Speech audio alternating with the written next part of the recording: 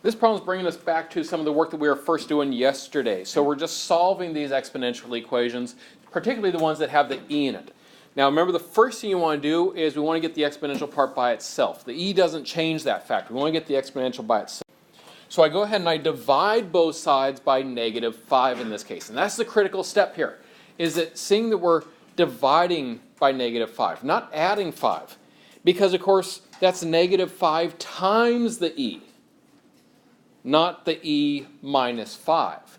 Keep in mind that it's a -5, not subtracting 5 here. The order in which it's written makes all the difference in that regard. Once we have it here, we can go ahead and solve it using the natural logarithm like we were seeing yesterday. Now when going to that natural logarithm, it's a great idea to first write it as a regular logarithm, because we're still getting used to what a natural logarithm looks like. So I start by just rewriting it like I normally would.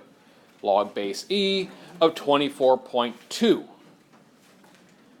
But then I write it that way first, but that's not the calculation I'm doing, because this is going to be a bunch of steps and it's kind of awkward to type in the calculator. So instead of log base e, we write it as natural log.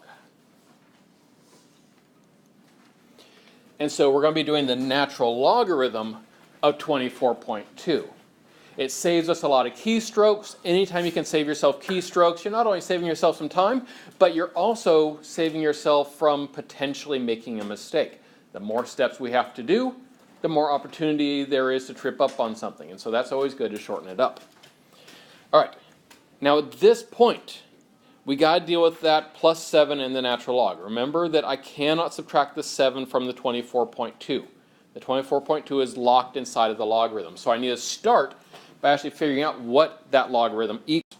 So I do the natural log of 24.2 to get about 3.18. Now notice I wrote it as 3.18 ... I'm showing that decimal just continues from there. I'm not using the rounded version here. I'm just showing that it gives me about this. Now I can go ahead and figure out what x equals by subtracting the 7 from both sides. When we do that, I'm getting to my final answer. Now that it's the final answer, I round it. So I was using the entire decimal when I subtracted 7, but then I round that because it's the final answer. Only at the end. I still see a few people who try to round in the middle. That causes problems. So this was practice from yesterday's work with the solving, the natural logarithms, all that kind of stuff. But today we are getting into graphing, and I'm going to have you start by graphing something that you're very familiar with. Please graph y equals 2 to the power of x plus 1 on your first graphing grid.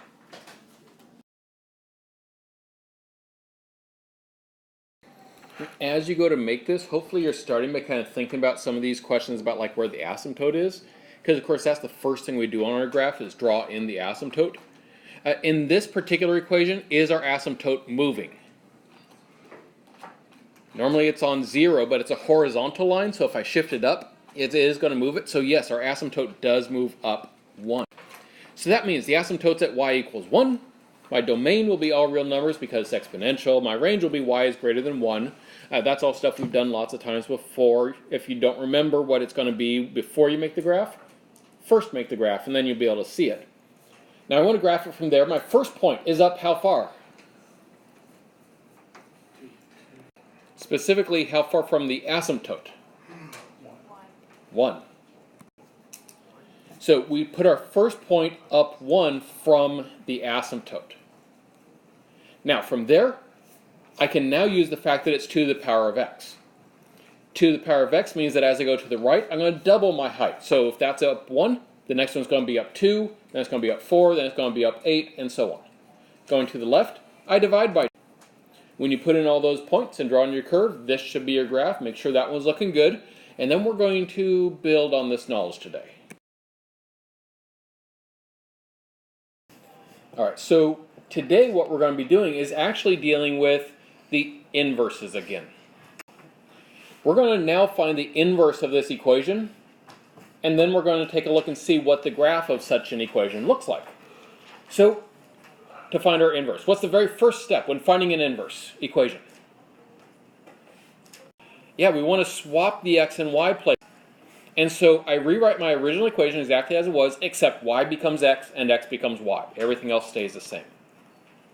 Now, there's really only two steps to finding the inverse. The first step is swapping the x and y. The second step is solving for y.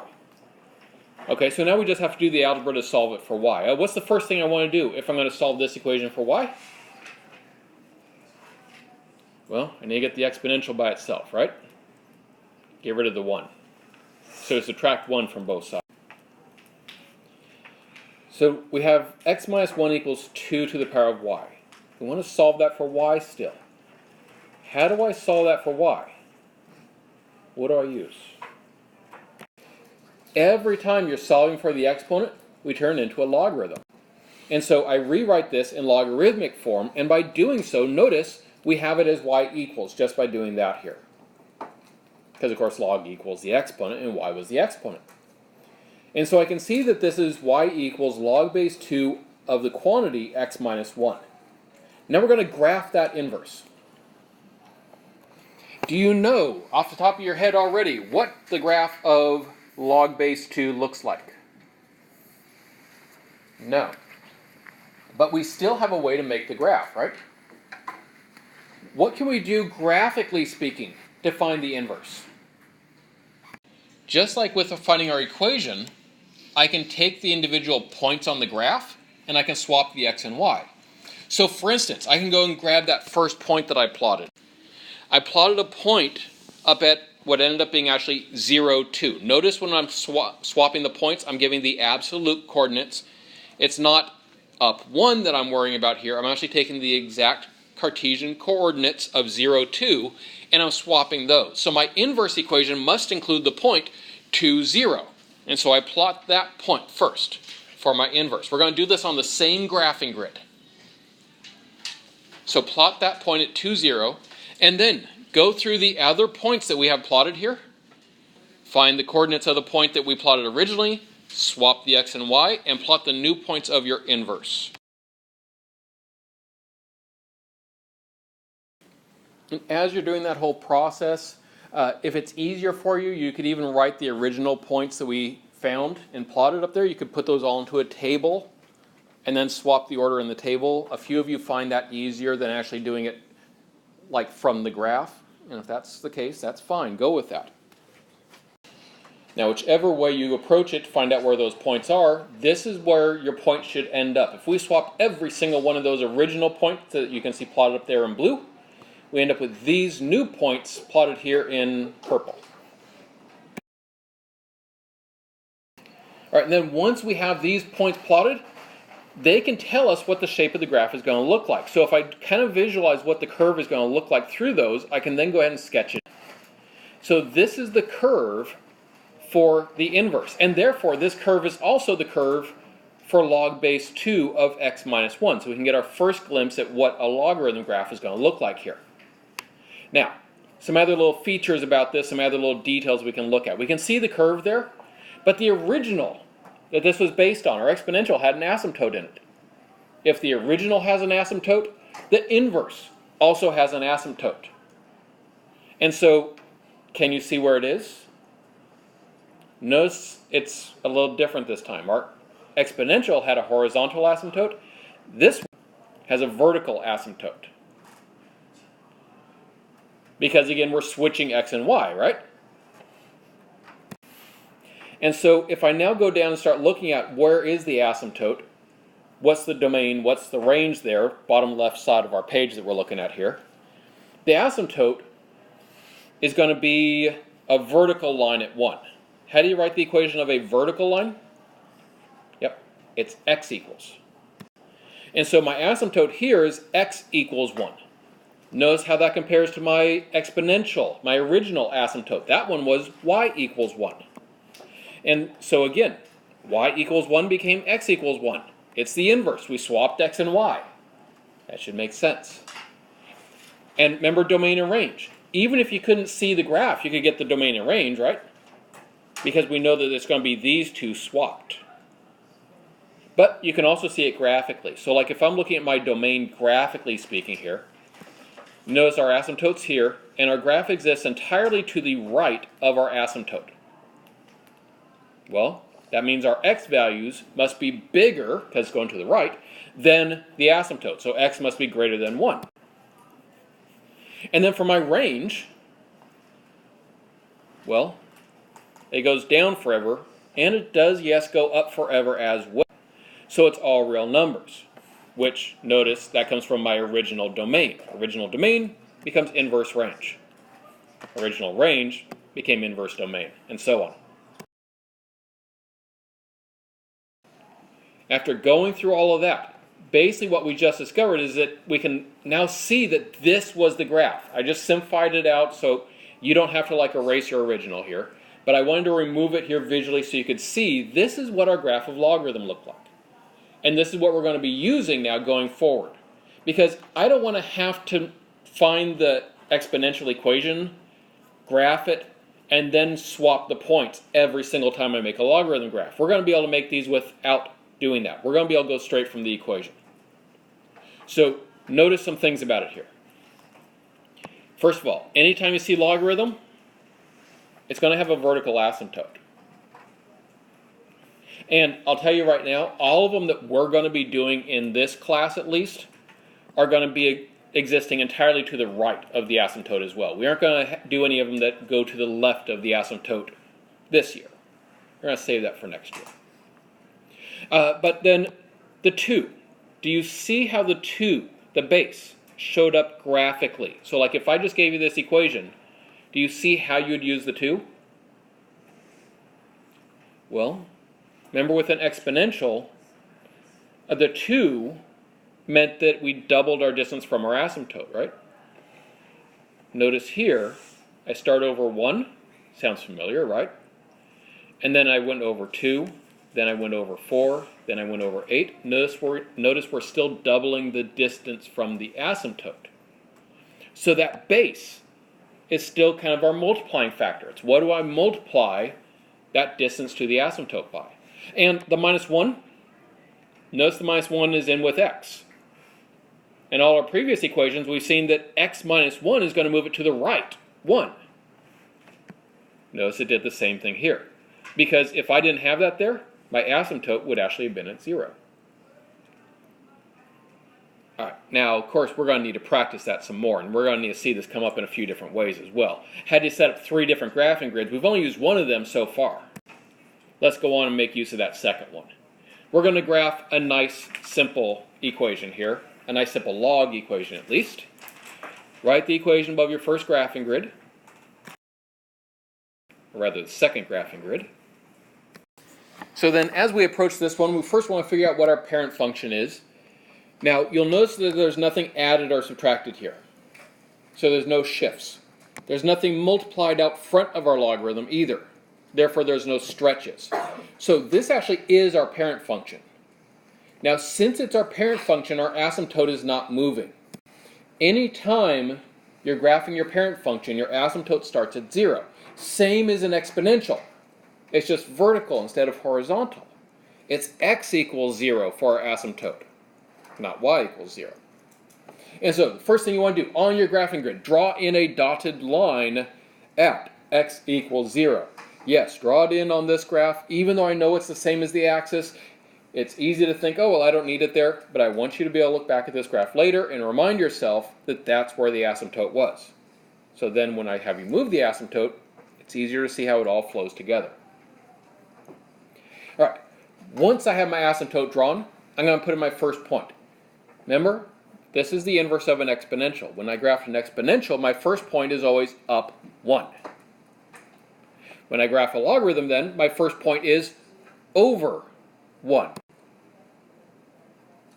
And so, notice I'm putting my first point over 1 from the asymptote. Yes, it goes on the axis, because it's not been moved up or down at all or anything like that.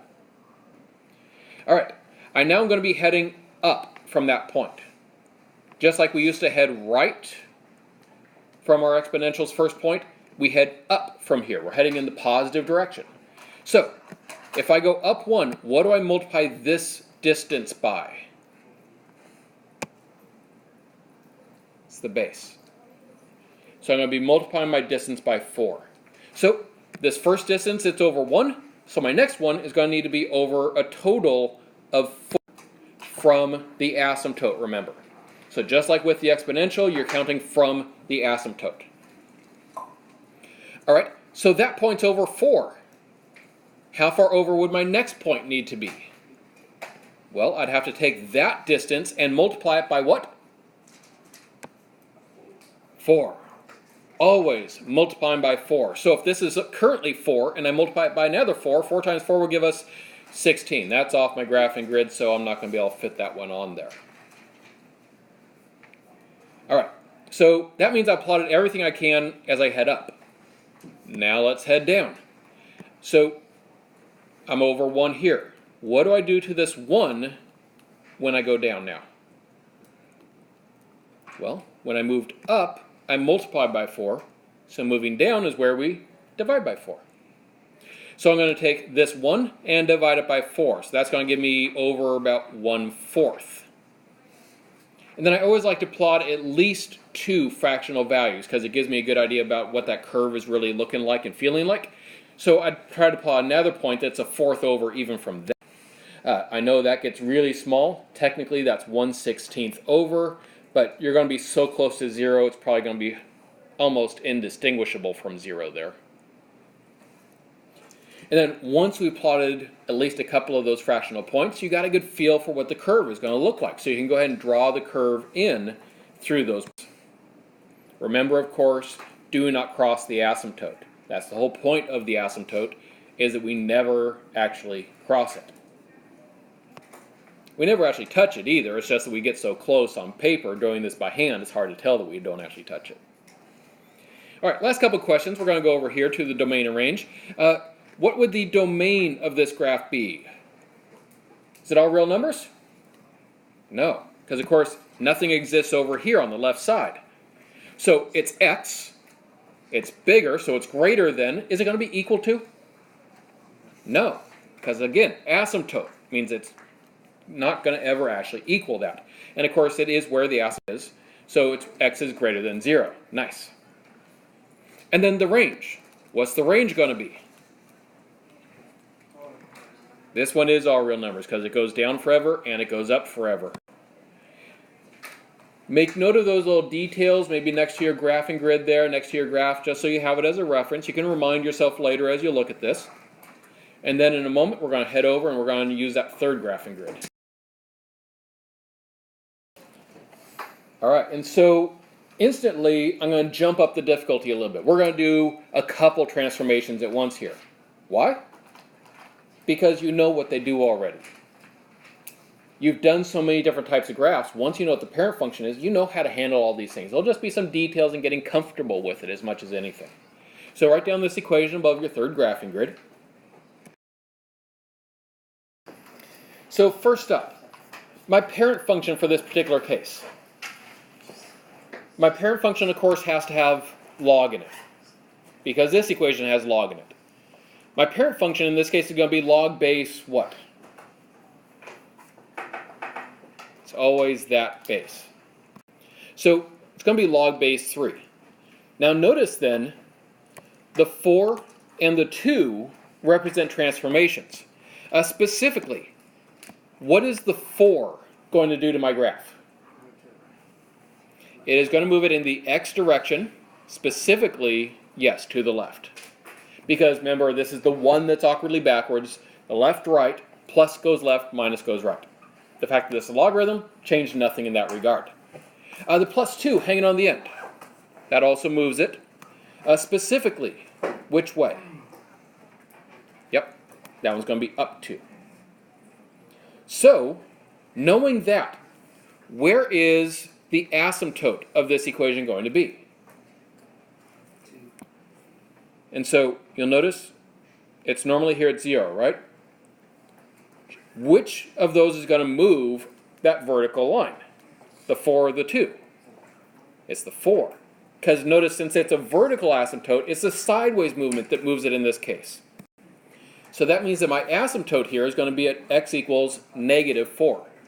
First thing you do on your graph then, draw that asymptote in. Draw in that dotted line at x equals -4. All right, from there, I need to plot my first point. And the beautiful thing about these, just like with exponentials, once you figure out where the first point goes, the rest is all very easy. But my first point, I do need to think about it a bit, because normally it would just be over 1 like that, but it's not going to be right there here. What do I need to do to that point? I got to use the other transformation, right? I got to move that point up 2. So I'm going to take that point and I'm going to move it up 2 to get it to its new location. So this then is my first point. Now that I have that, my first point, all I need to know is the parent function. The fact that it's log base 3 of x is going to let me plot all the other points. All right, and so from there, I go over 1, and then as I go up, I'm going to be multiplying the last distance by 3. It's always by the base. So no matter what the base is, that's what I'm going to multiply by. So if this one's over 1, the next one's going to have to be over 3, because 1 times 3 is 3. The next one, I'm currently over 3. I'm now going to have to multiply that 3 by this 3. 3 times 3, of course, would be 9. And so that one's over 9. I would then take that distance of 9, and I multiply it by 3. That's 27. That's definitely off my graphing grid. So I know that's as much as I can plot going in the positive direction. But now, as I head downward, we know we're going to be shrinking. We know we're going to be getting closer to the asymptote. Specifically, if I'm multiplying by 3 going up, we're going to be dividing by 3 going down. So, if that one's over 1, my next one's going to be over 1/3 as I head down. And then the next one after that's going to be over 1/3 of that, which technically is 1/9, in case you like thinking about it with the actual numbers. Again, though, you can just visually take 1/3 of that actual physical distance. And we're just being as accurate as we can as we plot those. And now that I've plotted at least a couple points down those decimal side, I can see pretty easily what the curve is going to look like. I got a good feel for it, so go ahead and draw the curve in at that point. And now that we can see that, now I'm going to go ahead and take a look once again, think about domain and range. All right, so for the domain then, of course it's not all real numbers, it's everything to the right of my asymptote. And so in order to say everything to the right of -4, we say x must be greater than -4. And the range, it's a logarithm graph. Every logarithm graph has the exact same range because they all go down forever and they all go up forever. And so our range is going to be all real numbers.